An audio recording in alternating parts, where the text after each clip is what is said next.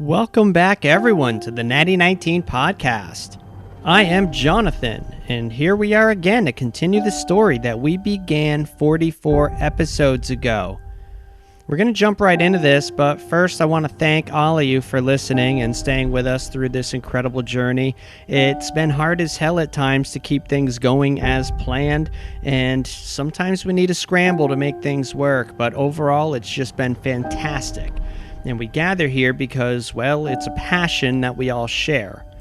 A famous person once said, "No one made it to the top without the help from others." And while we are certainly not trying to reach the top, I feel it still applies when the goal is to do what you love doing and to get heard. So for this, I want to give thanks to our listeners donating to our cause over at patreon.com. I want to thank all of you who left us those great reviews on iTunes. That was super awesome. I want to give a shout out to Birdo and Blind Rat and all the others on Twitter that blast us out there every week and support us that way. You all mean so much to us. Thank you for the continued support, but enough of that for now. Let's play some D&D. Natty 19 podcast.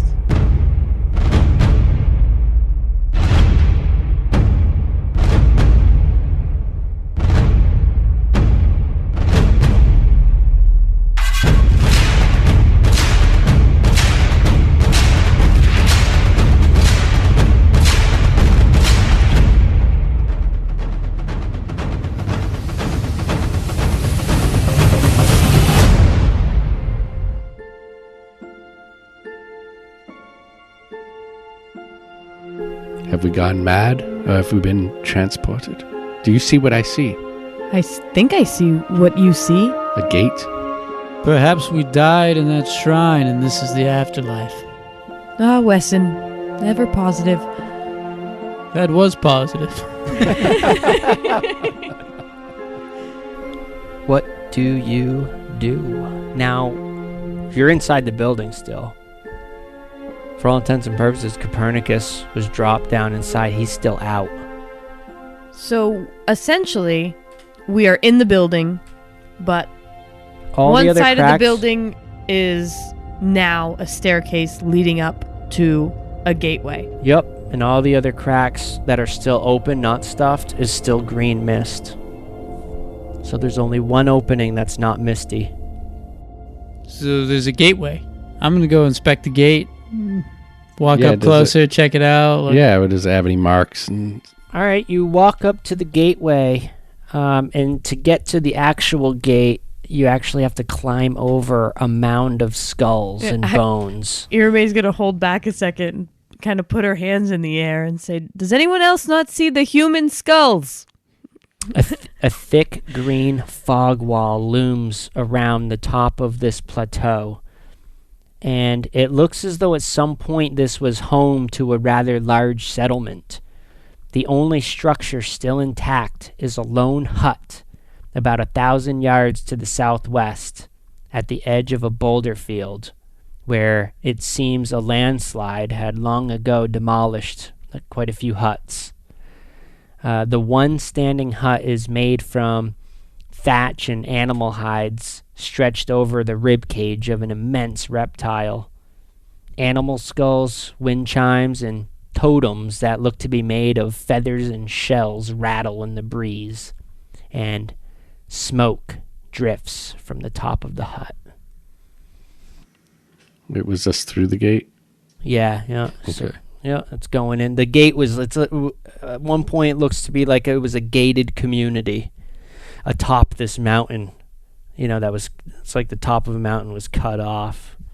But you can't, where you would expect to see some amazing vistas, is now just a green fog wall all around it. And the only thing is that lone hut with smoke pouring out. Now there's skulls all over this place. There's mounds of them. I'm intrigued. I must inspect this hut. We have to go to the hut. Perhaps there's someone else here. It's true. As you're looking at it, inspecting it now from this distance, you actually do see a creature shuffling slowly around it, hunched over in an animal-like posture. Ooh, is it a hag? I love a good hag. Do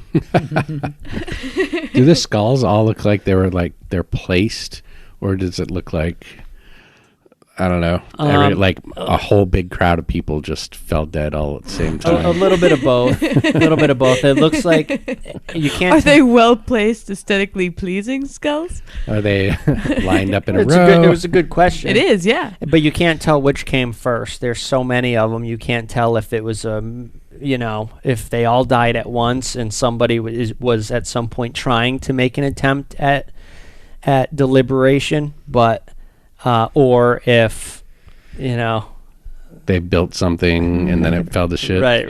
Yeah, Exactly. they were in the process of building a cool catacomb and it all crumbled apart. Walking up towards the hut, you can now see this creature.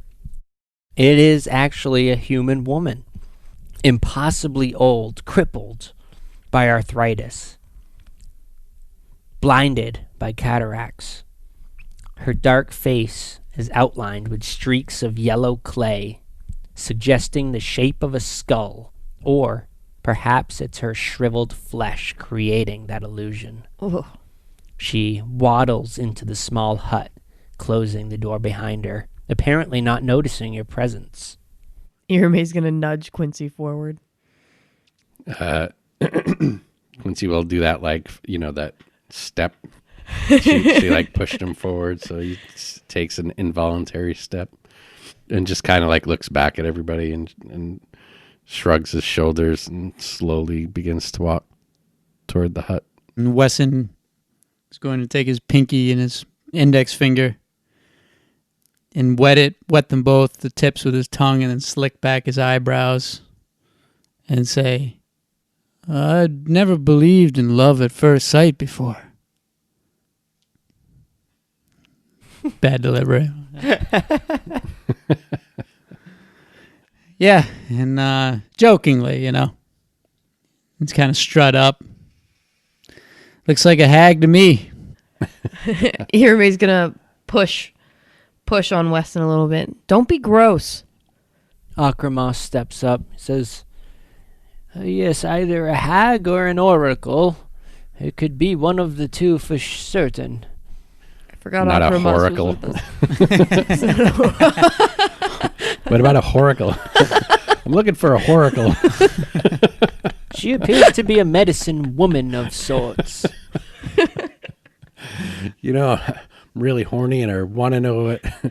I Want to know my future. it's gonna work out for me. All right.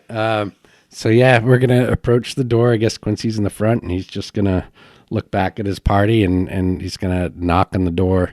And his first knock's gonna be like a little too light, maybe like he was hesitant, and then realize like awkwardly, like hopefully she didn't hear that, because now he's knocking harder. So it'd just make it more awkward if she heard it the first time. It would appear she didn't hear the first one, but then when you went louder, you do hear some like shuffling, some things got knocked over, and the little latch on the door. The eye latch opens up, and you see these milky, cloudy eyes, clearly blind. Who goes there? Quincy's gonna wave his hand slightly, and like he's waving hello, but he's really also just holding the hand up to see if her eyes react at all. Her pupils do not react. He's gonna say, "It is I, the young Quincy Fallow, and my friends, and Hag Finger." Irame's gonna stick her head out, like, because she was right behind Quincy, so she, what Irame thinks she can see her, and say, "Hello." My friend Wesson, I'm afraid I do not know your last name, sir. Fleek. Wesson Fleek. Mm-hmm. And I am Akramas, Orvex Akramas, and at that, the thing slams shut. And then you hear, like, chains jingling, and... For a minute, I thought Orvex pissed her off. Yeah. Like, oh, you hear a bunch of latches and levers. And finally, the rickety wooden door swings open. The door of 1,000 locks. Well, come in. You're going to catch a cold standing out there. Come on in. That must be what happened to all of these fellas. As he looks over his shoulders at the skulls littering the landscape. Ah, yes, you're talking about the old people of this settlement. They have been dead a very long time. I am cursed to not be taken myself. And you see her raise a gnarled hand. Fingers are all just, bumpy, and her, like one knuckle is really big. Gnarly fingers, yeah. She says, would you like anything to eat or drink? And you see her turn to a cauldron, bubbling, and... No, thank you. No. Well, suit yourself. It gets cold up here on the mountaintop. How does it smell in there? It smells rancid. It smells like, she's got like skinned, little fucking creatures. Skinned rabbits and shit fucking hanging up. Right. And, it's just flies buzzing around them.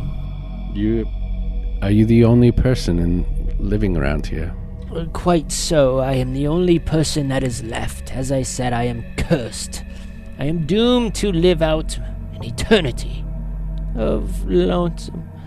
And at this point, she brings her gnarly hand up to whiff your smell, Quincy. And she smiles a toothless grin. She says, what brings you here to Imbala? Imbala. What brings us to Imbala? We may have stumbled upon this place, quite by accident. Just wait. Do not tell me. Let me play this game. And now she gets right up close to you, Wesson. And she raises her shaky, gnarled hand. And she caresses your face. And as she brings it up, her hand smells rancid with a little hint of garlic. Thank goodness for the garlic. And after caressing your cheek, long fingernails, her pinky nail is kind of curly. You're killing me with this. She says,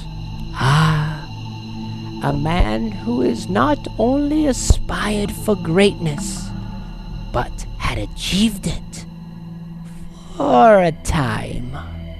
Alas, your fire fades, and with it, your hope snuffed. Your dreams lost in a growing pile of ash and soot. All dead are welcome here, Wesson the Gladiator. Indeed. She quickly turns her head to you, Quincy. And she kind of does a Yoda hobble over to you. So I'm gonna just interrupt and say that Wesson is gonna pull a handkerchief out and just kind of wipe his face. Do one of those like blank, like what the fuck just happened kind of things. She hasn't noticed you doing that. She's now, again with the gnarled hand, brings it up to you, Quincy. Shaky. Brings up, you can feel her curled pinky nail touch your cheek, and then now her bumpy knuckle rubbing down your cheek now. And she says, a young soul, so curious about life and the mysteries that lie within. A shame you've been touched by the darkness and claimed for another. Your mind seems all right at a glance, sure, but we all know that looks can be deceiving. Oh, that was... Claimed by another.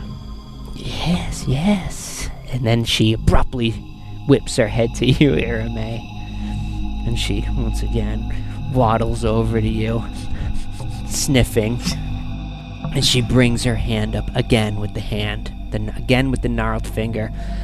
Ah, oh, my poor broken girl. Cursed to live life outside of one's own control because of a child's mistake. When will that ever sound right? One can almost see the strings tugging you to and fro. Perhaps death would be a welcomed release from this travesty. But I doubt it. It so rarely is. She turns to Orvex now. She once again wobbles in here, stands before the great Nanny Poo Poo, the saddest of the bunch. At this, Orvex takes a nervous step back, and she continues. If we would imagine just for the moment that you are indeed a soul, and not an empty husk, filled by another's will, one would still question what your purpose truly is. Your entire life, just a sliver born of another's twisted imagination. I truly hope you would someday defy the gods to become something tangible, if only to say it could be done. And at that, she lowers her head. And she lowers her head as though her concentration had been broken. And now an annoyed look on her face. She shakes her head violently as if shaking flies away from her. She says, There is much more to see, but you must do me a favor first. You must help an old woman regain her concentration. If Copernicus was here, he would say, now listen, Nanny Poo Poo. I'm not one of your field mice that you could bop over the head. And your little charade about us rather bores me.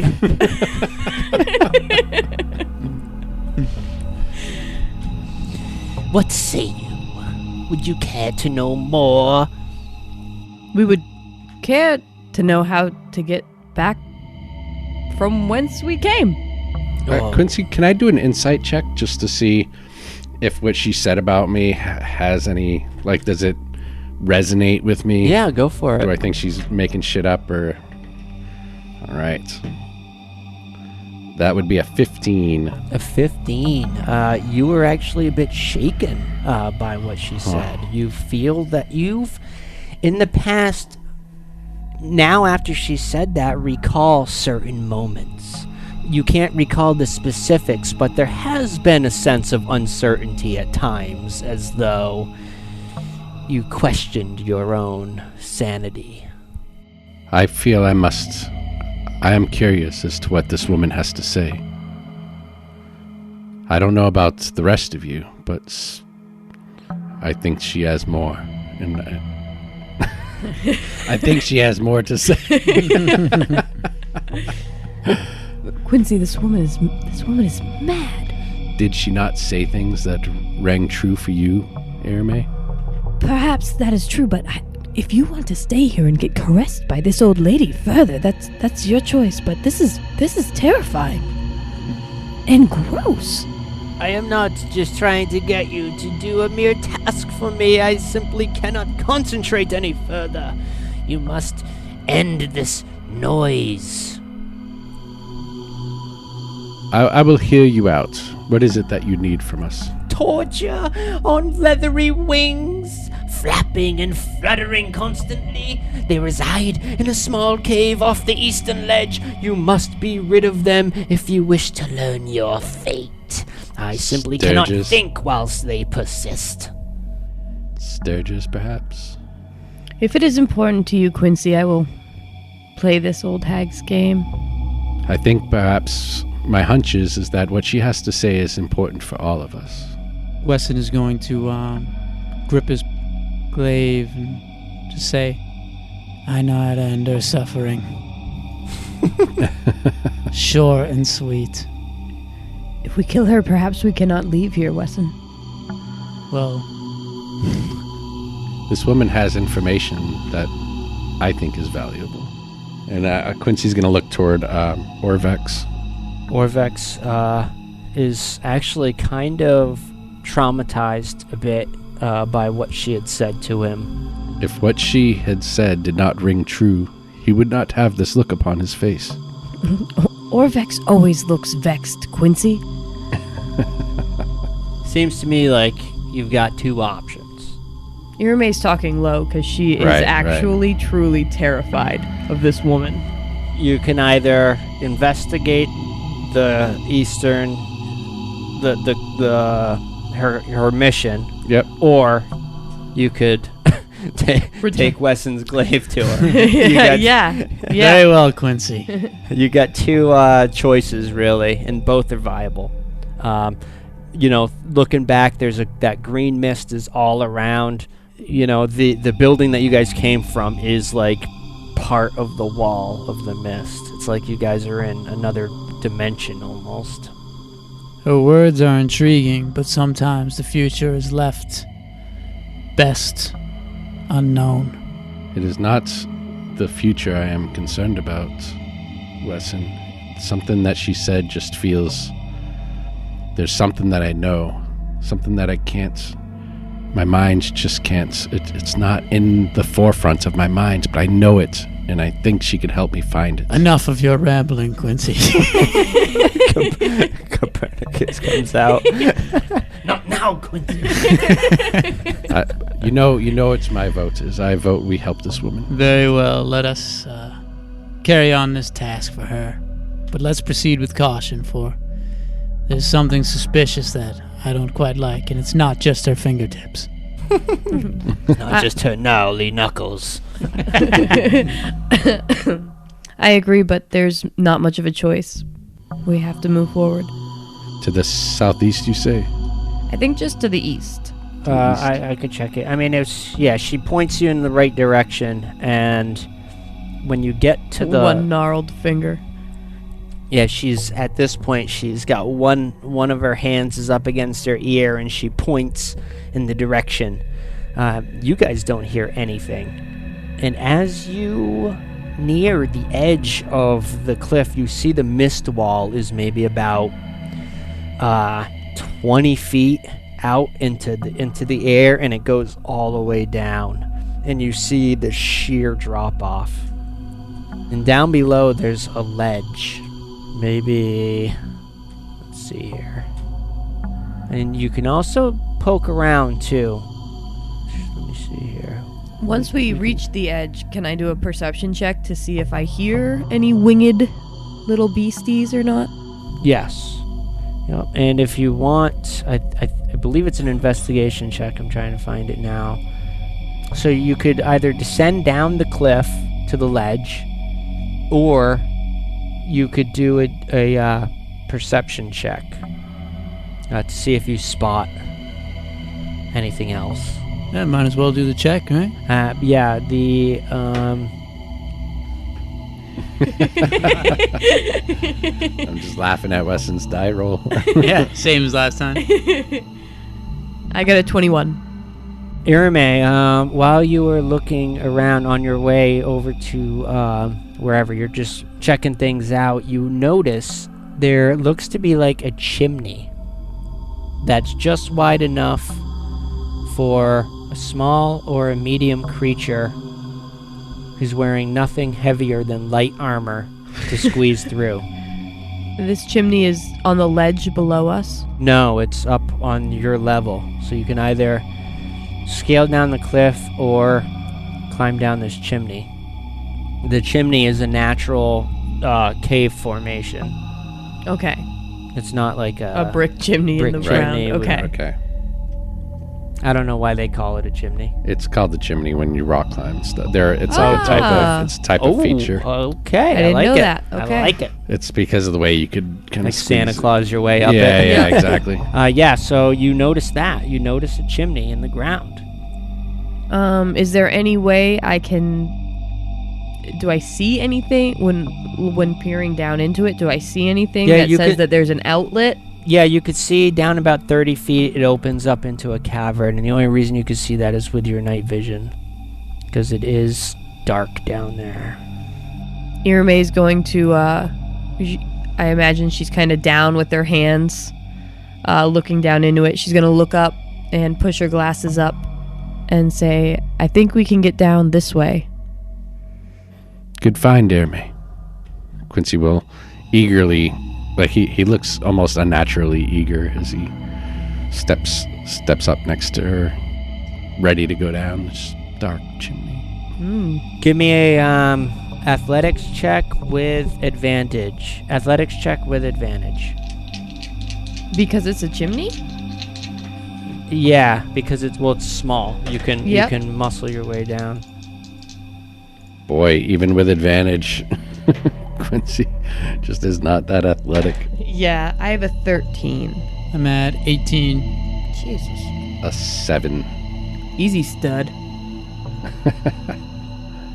Poor Weston, he's just with like 3 bumbling Okay, nerds. and anyone that got under a 10, roll a reflex saving throw. Or a dex saving throw, I mean. All right, here we go. Natty 19 Righteous. for a total of 25. Nice. So yeah, Quincy, on your way down, you actually end up slipping. Maybe a little too eager. Yeah, and you actually take 1 point of damage just from scrapes and stuff, but you do manage to catch yourself. That lady got to you. She's under my skin. Yeah, she is. Ew. You eventually all make it down into this cave. Now, at this point, you can hear these weird sounds. Sounds like clicking. It's almost like, Irme, you recognize it as some sort of weird animal language. Oh, is it like, could it possibly be like an echolocation type of thing? I don't know, but you hear as if several are talking to one another. Oh, And when you guys get down, that's not what it is. You enter into a stone chamber. There's a way out, let's just call it, over here to the cliffside, that ledge. Okay? But these are all these are all enclosed. So it's just one cavern with a chimney and one exit. All right? And let me show you where But the exit leads us to a cliff. Yep. And now that you're down here, you see these huge winged creatures that have like pterodactyl heads. Have they seen us? They do not appear to be aware of your presence. Should we confront them or launch And into an let attack? me load you guys in here. We could take them by surprise. We do not know really if they're hostile, though. I mean, they look fucking hostile. That's kind of racist. I mean, just because they're half pterodactyls. and just because they all have a menacing pose. That could be like their natural posture, like their skeletal, their bone structure. Right. Quincy, you are far too fond of everyone in this realm so far. I mean, just because somebody walks hunched over, does that mean they're evil? Do not let my posture fool you. I am actually quite friendly.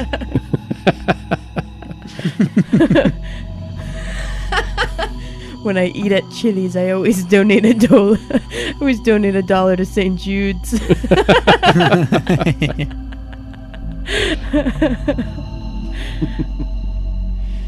Ooh, these are large creatures. 4 times the size of us.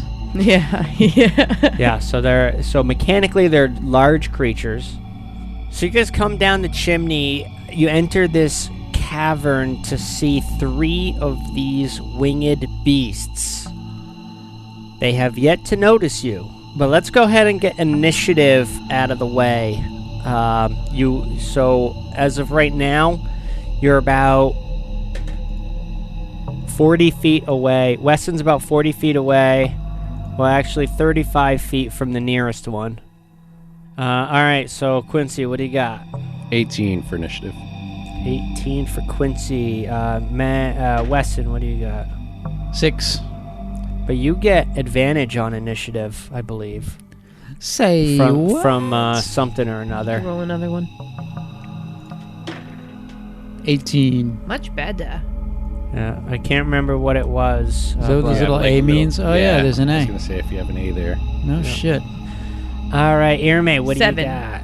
7 for Irme. Okay. Now, like I said, you guys are between 30 40 feet away. What do? They have yet to notice you. Now, if you're going to get any closer, you're going to have to roll a stealth check versus their passive perception. Or if you've got a range attack, you can get a stealth shot, a surprise attack. Start combat, they'll be surprised. Okay, so I imagine Orvex gets to act before. Orvex is up, but him being an NPC... I mean, he busts out his hand crossbow and his short sword, dual-wield style. And he goes... Okay. He's going to move right up to Wesson. So yeah, Orvex moves up to stand beside Wesson, and he's locked and loaded with his hand crossbow and short sword. Next up is Quincy. Quincy is going to... he's also going to move closer. He's going to move so that he's just ahead of Orvex, but a little to the side, like in line with Irme. So he's 10 feet in front of Irme, and he's pulling out a little feather from his spell component pouch and shaking it in the air, and he's going to cast. That amuses you? Yep. And he's going to cast Tasha's Hideous Laughter on the one right in front of Quincy. All right. You need to make a wisdom saving Not throw. going for a sneak attack? Oh, isn't this part of the sneak attack, or? We didn't make stealth checks on our moves. Yeah, but you're still 30 feet away. Quincy's still 30 feet away. Okay. So you can initiate the combat right now and surprise them. All right. With Tasha's Hideous Laughter is what you would be doing. But would that hurt anybody else's surprise move at this point? I mean, if he just starts laughing, I don't see why they'd look to us. No, that would start the combat, and they would all be surprised until their next turn. Okay. Yeah, I'm going to do it then. Wisdom saving throw, DC 14. All right. I wonder what their laugh sounds like. And that's on Terrafolk number Flicks. 1. Natty 4. Woo. What are the parameters of that? Do they have to speak your language or no? Just it is what it is? Laughter is the same in any language. Laughter is the universal language. Well, apparently they know common, so either way. A creature of your choice that you could see within range perceives everything as hilariously funny and falls into fits of laughter. The target must succeed on a wisdom save or fall prone, becoming incapacitated and unable to stand for the duration, which is 1 minute. Yep. A creature with an intelligence of 4 or less is not affected. At the end of each of its turns, and each time it takes damage, it can make another wisdom saving throw. And if it takes damage, if the saving throw is triggered by damage, it's at advantage. All right, Wesson, the one of them just keels over and starts making these strange clicking sounds. Wesson, what do you do? I suppose I'll go attack the one that's clicking about. Rolling around. I imagine I get some kind of advantage over that one. Yup. If he's lying prone, you get an advantage on your attack rolls. Speaking of free action, Yeah. Quincy will just say, Wesson, that one is incapacitated. All right.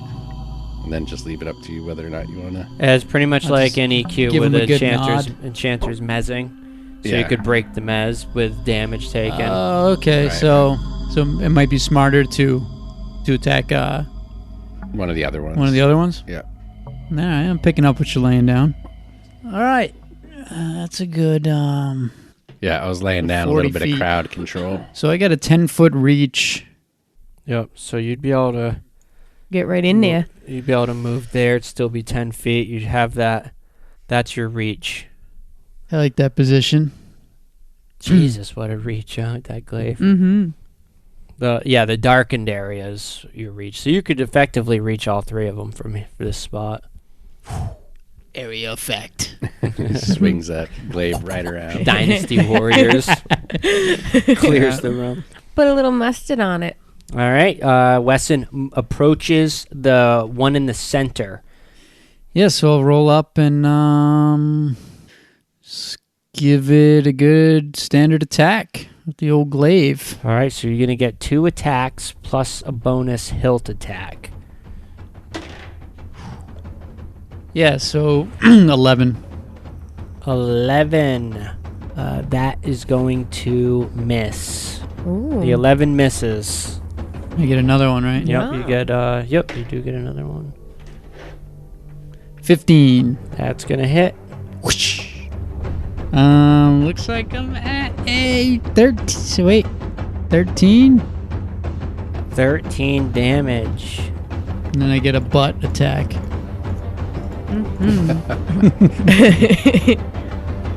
What you gonna do with a big fat butt? Wiggle, wiggle, wiggle. All right, let's see attack roll for the butt. 9. 9 is a miss. Yeah, so you roll up, you miss with your first attack. Second attack strikes true, bloodying the creature. Wow. And miss with the follow-up attack. Next up is Good hit. Irame. Irame's going to move 10 feet to the side of Akramos, to the right side of him. That puts you, let me open up your lines. That puts you, nearest one's 35 feet away. That's the incapacitated one. And the other 2 are 40 feet away. All right. So Irame is just going to launch a firebolt at the one directly in front of her. All right, a bloodied firebolt one? incoming. Yep, the bloodied one. Bloodied. I'm going to have to jump out of the way. Do a nice dodge. That's an 18. 18's gonna hit. Let's see some damage. Whizzes right by your ears. Yeah, Irame hurls a mote of fire, and it flies right by you, Wesson, striking this winged beast right in the chest. At 6 damage.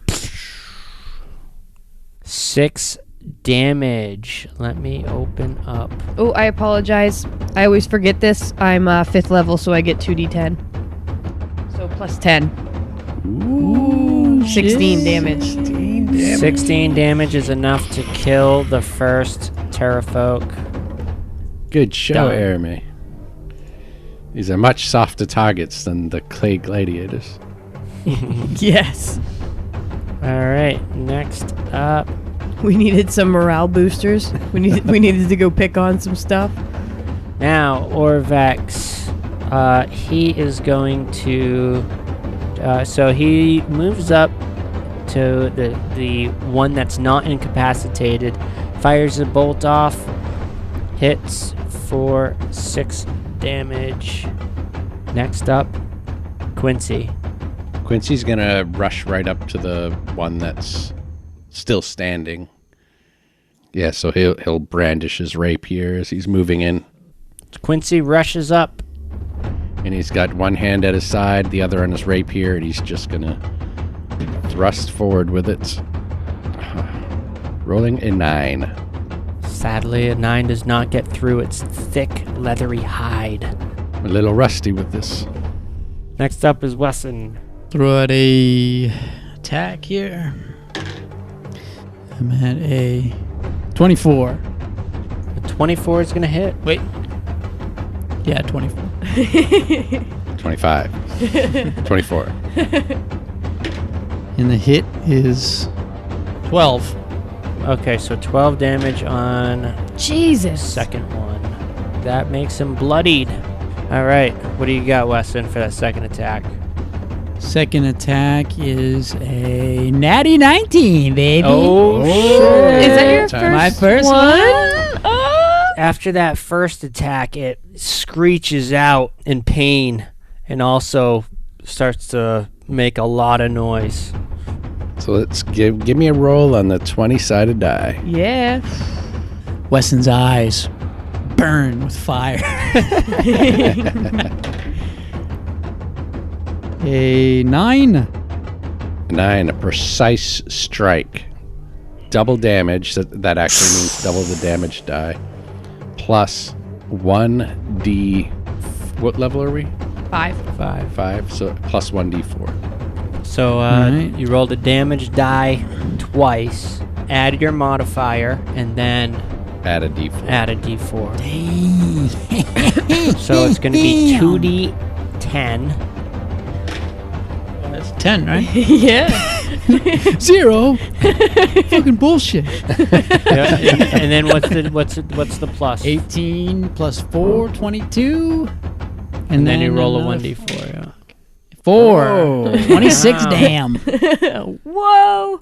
That is enough. As it screeches out and starts hollering after that first hit, you just come in and drive your glaive, severing it in two as both halves just slide apart from each other and fall onto the stone floor. Yeah. Quincy's Child's just standing play. there. Quincy's standing there with his rapier, like pointed at it. And Weston just comes right behind him and cleaves the thing. Quincy's rapier goes limp. Meanwhile, this other one's cracking up laughing at his buddy's getting chopped in half. Oh, but he'll make a saving throw if it's his turn. Did he get to do that? No, not yet.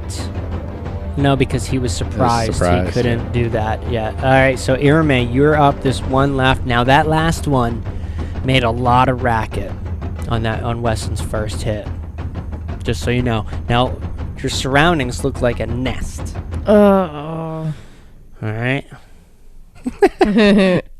So Irame is going to, upon realizing the situation they're in, looking around, the noise, the fact that they're probably in a nest of these creatures, she's going to try to end it quickly with a chromatic orb. All right. She's going to stick with fire because it works. Okay, yep, let's see it. You are 35 feet away from it. And you get an advantage because it's incapacitated. I thought so, yeah. Wait, actually, it's a ranged attack, right? Ooh, do I get disadvantage? I think you get disadvantage against prone creatures with a ranged attack. Interesting. Okay, Not prone. It says it's prone, right? It is prone. It's both. Right. Yeah, prone creatures only movement option is to crawl unless it stands, but he's also incapacitated, so he can't do that. But the creature has disadvantage on attack rolls. An attack roll against the creature has advantage if the attacker is within 5 feet. Otherwise, the attack roll has disadvantage. can I move within 5 feet and cast chromatic orb? Yeah. Yeah? Yep. Even though it's still a ranged attack in melee? Does that give me Well, an yeah, automatic so disadvantage too, though? No. Fuck. So normally what would happen is what you would provoke, or then you would have... No, I think, well, with bows and crossbows firing in melee range, it would be at a disadvantage, but maybe ranged spells are as well. Ranged spell attacks are as well. Fuck. Okay. But that would still just cancel out, so you'd have a regular roll, Okay. right? The Yep. advantage and the disadvantage, Yep. as opposed to... All right, so let's do that. Yep. For 17. That's gonna hit. An orb of swirling flame manifests in Arame's hand after she rushes up to this thing. 10 damage? 10 damage, and he's gonna roll a wisdom Can I- at advantage. Yes, correct. Breaking the curse Doesn't think it's funny anymore. of laughter. Upon seeing this, Irame is going to use a metamagic point, an empowered spell, or a quickened spell for 2 metamagic points, and hit him again. Alright. Same attack. Chromatic orb, fire. And that is a miss. Luck point? I'm gonna do it. Actually, this would be a disadvantage. Well, no, because he's not standing up. You're not standing up yet. No, so that's a 21 to hit, 21's hit. Damn. and that is 12 damage.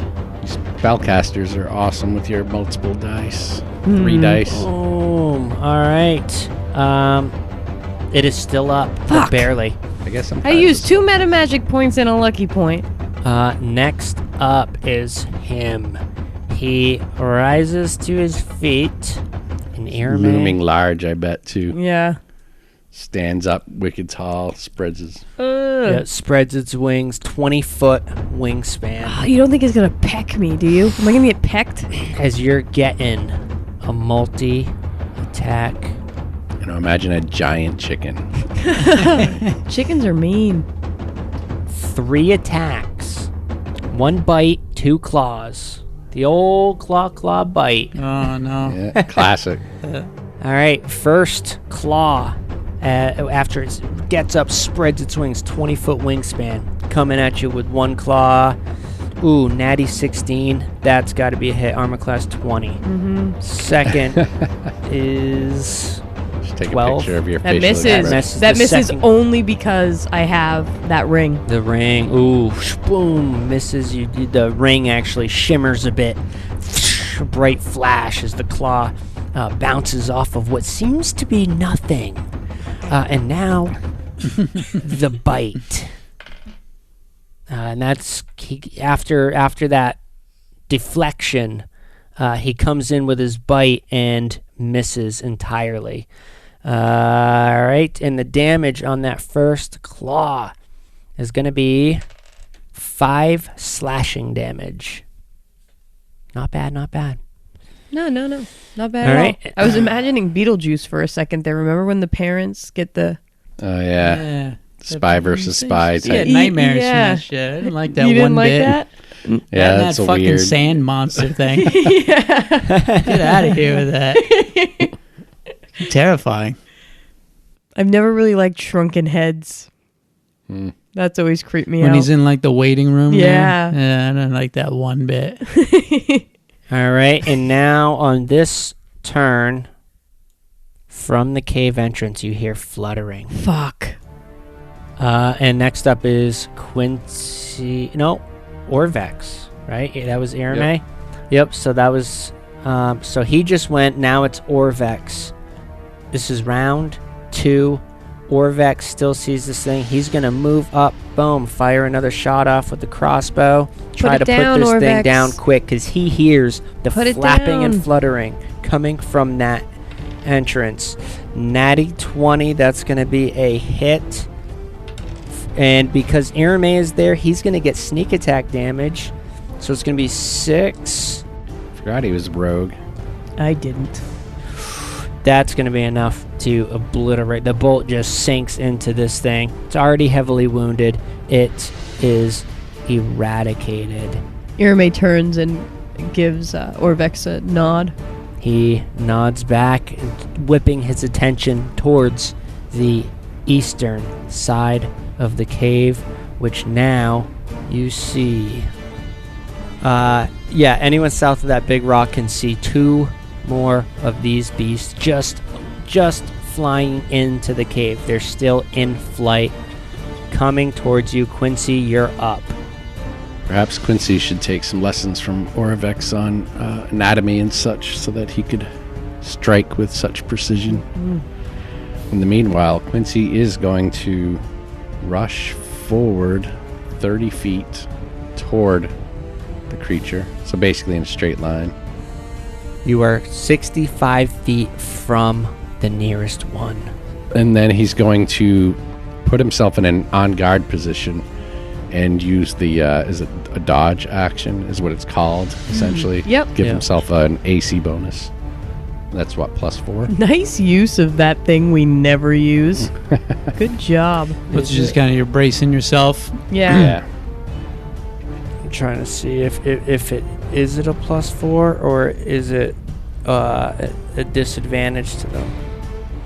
I can't remember. Either way, it's Saying something that's that we should definitely keep in mind more often, I feel like. All right. Next up is Wesson. You see as that one falls, the one that you had annihilated. The noise had carried out of the cavern, and these 2 are swooping in, and they are in motion. Quincy charged up as far as he could go with it and braces himself for impact. I'm going to move up next to Quincy and attack with a longbow. All right, so in the process of moving, you whip your glaive around to your back while simultaneously pulling out your longbow. And they're aware of our presence already. There's no sneak attack. Nope, they're aware of you. They're alarmed Okay. at this point. They were summoned in. It is, so just to clarify, the dodge action is that attacks made against you have disadvantage. Okay. And also dex saves are also at advantage. At advantage, yep. Cool. Yep, very handy use of the dodge action. That I believe everybody has that. Yeah, you that's sacrifice your action to brace yourself and give yourself a little bit of AC going. All right, Wesson, let's see an attack roll with the old long bow. It's 14. 14 is going to hit. Wait, I'm sorry. I fucked up. It's a 11. Yet sadly, an 11 is not going to get through. The arrow flies through the air and it just bounces off the tough leathery hide of the beast. And you get another attack. I get that even with the longbow? I thought so, yes. Unless... Are you a fighter class? Mm-hmm. Yeah, the only time you don't get it with range stuff is if it has the loading attribute. 9. Miss. 9, yes, sadly, another one. So you don't Wesson, use that often, you know? Wesson rushes up and fires an arrow off. It bounces off quickly, and Secession fires another arrow, and that as well flies past the moving creature, which brings us to him. Now, we're in an interesting situation here. It's flying in at full speed as it activates what it likes to call a terror dive. All right. As it likes to call. A terra dive? Mm-hmm. Like Appropriate, because it's a terra thing, and the terra means earth, and it sounds wait, like terror. Slow down. Which There's is too scary. many. There's too many terra synonyms here. Not synonyms. Homonyms. Yeah. Is it homonyms? Yeah. Because there's the PT terra, the pterodactyl root. Then there's the terra of earth, which means like he'd be diving to the ground. Yeah. Right? And it sounds like terror because it's probably scary. Yeah, it's pretty so much going on there. It's pretty much Too like much. a modified charge ability, which is going to go after Quincy for 15 armor class. Is that at disadvantage? At disadvantage, let's roll it again. Ooh, natty 20. So it's going to be a 15. 15 hits. So the damage was with its claw, and that's going to be 4 slashing damage. And Quincy has the frightened condition. I haven't seen this thing up close before. Well, I think it was just the idea of it flying at you like that and then nailing you. It's now like, I don't know how. These wings are like something from a nightmare. And that was its turn, which brings us to the third one. It was a little bit behind the other one, so it can't do that. It's going to move. It's going to move here and attack Wesson. He's going to have 3 attacks coming in. First claw at Wesson. It's going to be armor class 19. Ooh, that's a hit. All right. Second claw, again, armor class 19. Damn. And the bite. That's going to be armor class 18. A flurry of blows coming in. Damn. Hit me with the claw bite. The old claw bite. All of them. Oy. 5 damage for the first claw. 8 damage for the second claw. So that's 12 total so far, right? Keep me honest. 13. 13 damage. And then finally with the bite, add another 5 damage. Ooh. That bite. So I'm down at 36. That's what my maximum is. Weston gets the shit beat out of him. And that was its turn, bringing it All to the Irame. Now, you saw this happen. I mean, these things came in hot. Weston and Quincy both charged up to meet them in the fray. Irame, you are 50 feet away at this point from both of them. Irame is going to move down 15 feet. In a straight line? Yes. she's going to cast True Strike on the one directly in front of her. True Strike is cast. She's going to quicken it and then cast Chromatic Orb. But the True Strike we've discussed before won't kick in until my next turn. Okay. Yeah, I've been meaning to write Mike Merles about that. If it's just a wording discrepancy. Yeah. I mean, the wording is there, but it doesn't make much sense, you know? Well, it just seems so advantageous to use the quickened with such an item, such a spell. What does the description of quickened say? It might that would override if you've got it handy. If not, I do. Spend 2 sorcery points to change casting time to 1 bonus action. Yeah. That's going to be a 15. 15 hits.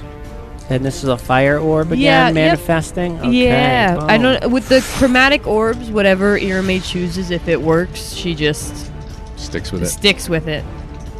14 damage? 14 damage, and that's on this guy. All right. Good chunk. Puts him in the bloodied condition with that flaming orb. Boom. Bursts and just envelops it in flames. Hisses at you violently. Next up is going to be Orvex. Orvex moves down. Does the old diagonal movement. Brings the hand crossbow up again. Now, this gets sneak attack. Alright, so that is going to be 19 damage. Holy shit sticks. That's enough to kill it. Yep, so the one that was... So I casted True Strike for no reason. Fucking Orvex. Allow me to mop it up. I'll take care of it. Yeah, next, thanks. Quincy, you're up. Quincy's really scared right now of this thing, and That's right. he's seeing everybody else be so effective.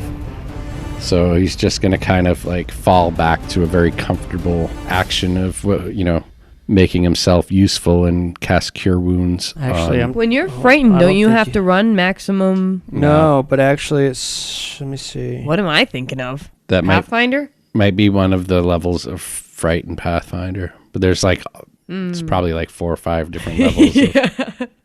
There's like Okay. shit your pants. There's then like, there's there's panicked and frightened. And, Yeah, Frozen in so fear. a frightened creature has disadvantage on ability checks and attack rolls while the source of its fear is within line of sight.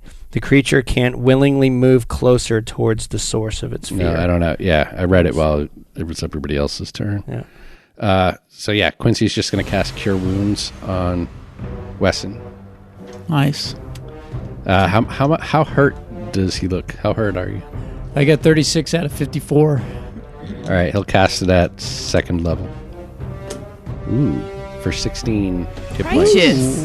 Nice one. Damn. Back up to 52. All right. That was Quincy's turn. Brings it to Wesson. I need a Now you still got your bow out. You can swap weapons. Yeah, bust out the glaive.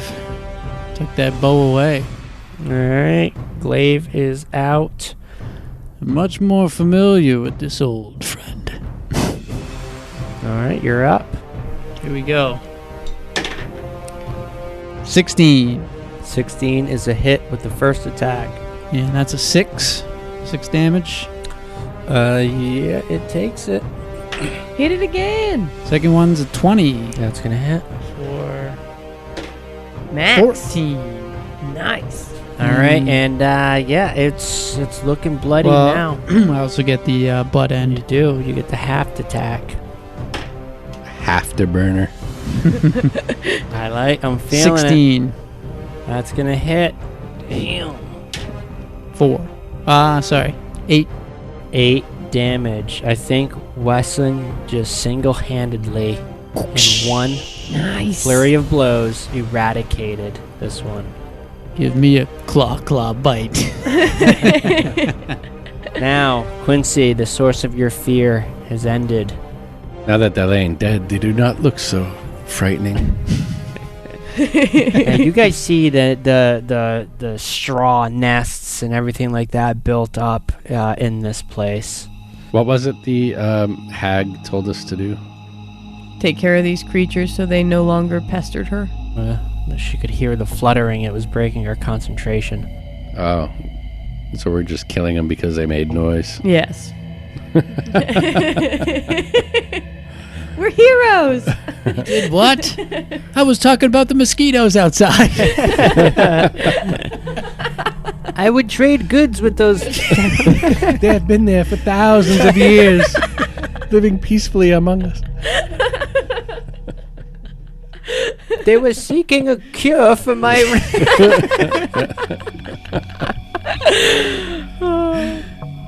Yeah. So you got this. The nest is still here. Are we going to look for eggs? Should we torch it? There's no eggs or anything like that.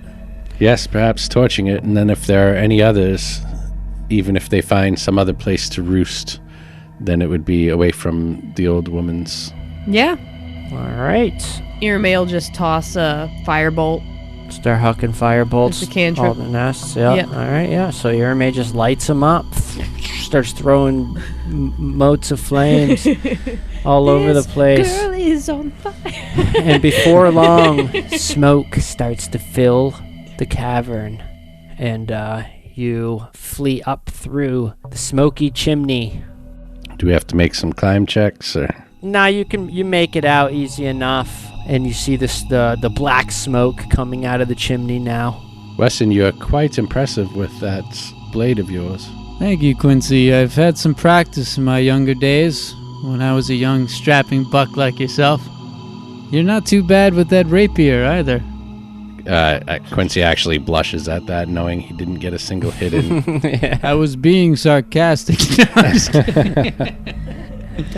Quincy can't help but wonder, though, if these creatures that we just killed were good or evil or neutral. Like, we just don't know anything about them. They could have been completely harmless, completely innocent. Yeah, it's true. There's something about this place with all the skulls and the darkness and the fog. And one thing I've learned over the years, young Quincy, is that nothing is innocent in this world. seems like kind of a cop-out, I would say, Wesson. Quincy, we don't even know if any of this is real. That is true, Erme. Akramos walks up in between you. He says, "Perhaps it was a test, and we had just failed. Let us see. Onward to the hut." I was looking for reassurance, Agro. You're kind of bringing me down here, buddy. Who invited this guy? You return to the hut, and the hag, she has a smile, ear to ear, big old toothy grin.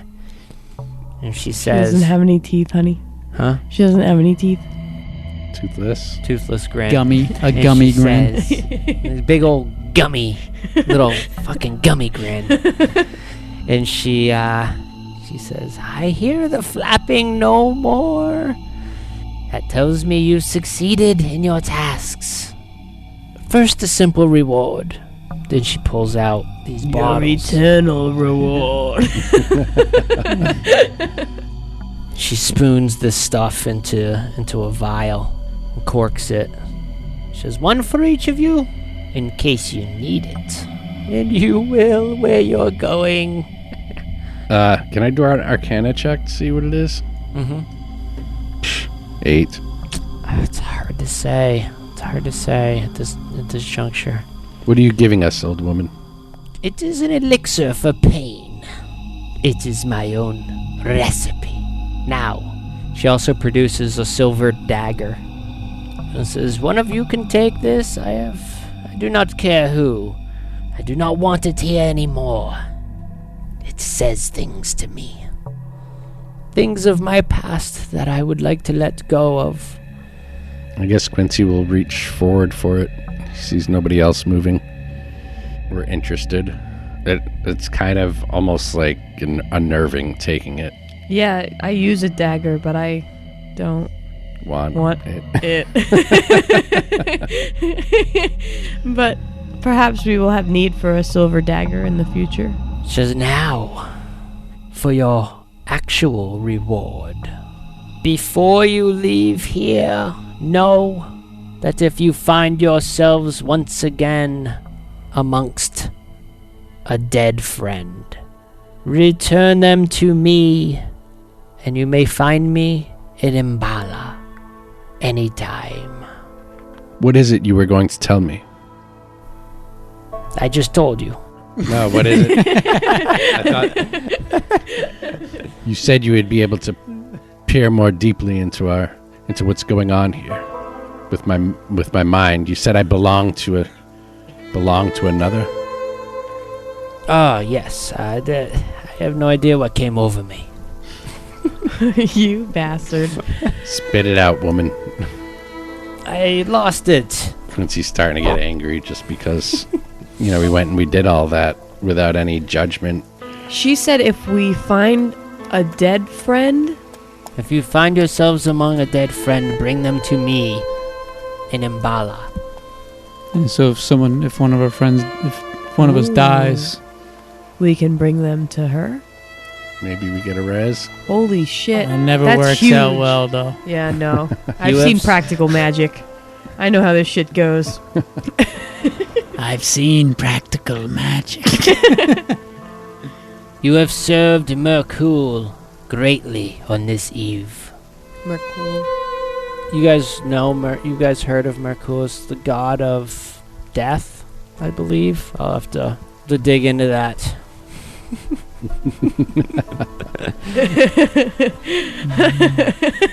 I already told you. And at that, you feel a tug, an unnatural tug, back towards the building. It's as if an invisible cord. Upon feeling it, Irame's going to reach for her friends, whether they're to the side of her or in front of her. I thought you were going to reach back and see if you could feel the cord. Sever it. George Clooney it. Floating through fucking the cosmos. The astral plane or something. And as you're floating away, you start going faster and faster, floating back, getting pulled back. You see that wretched hand with the gnarly finger. Come find me in Umbala, servants of the dead. And our voice gets quieter and quieter. And then the mist clears and you find yourselves back in that the building with all the shriveled cloth that you guys were stuffing in the cracks. Does anybody else's ears feel funny? You hear, and you look and you see Copernicus laying on the ground, sound asleep. Irame's going to reach into her satchel and pull out the vial that was given to her. Yep, it's still there. Cloudy, a red cloudy concoction. We all have one of these? Mm-hmm. It appears it was real. Quincy turns to Orvex. Have you heard of anything like that happening with the mist before? I have not. I have only seen madness and despair come from those mists. Perhaps we had succeeded where others have failed. Quincy just kind of gets quiet because now he's thinking about what she said about him being a claim being laid on him. Weston is just kind of sitting in the corner. He pulls some mango leaves out and starts chewing on them. You can tell he's in pain. He's got a pounding headache from all of this. And he's just kind of chilling out. Orvex uncorks the vial, gives it a whiff, reels back, and he plugs it again. Says, well, that was fun. And we'll see you next time on the Natty 19 podcast. Happy Halloween, everybody.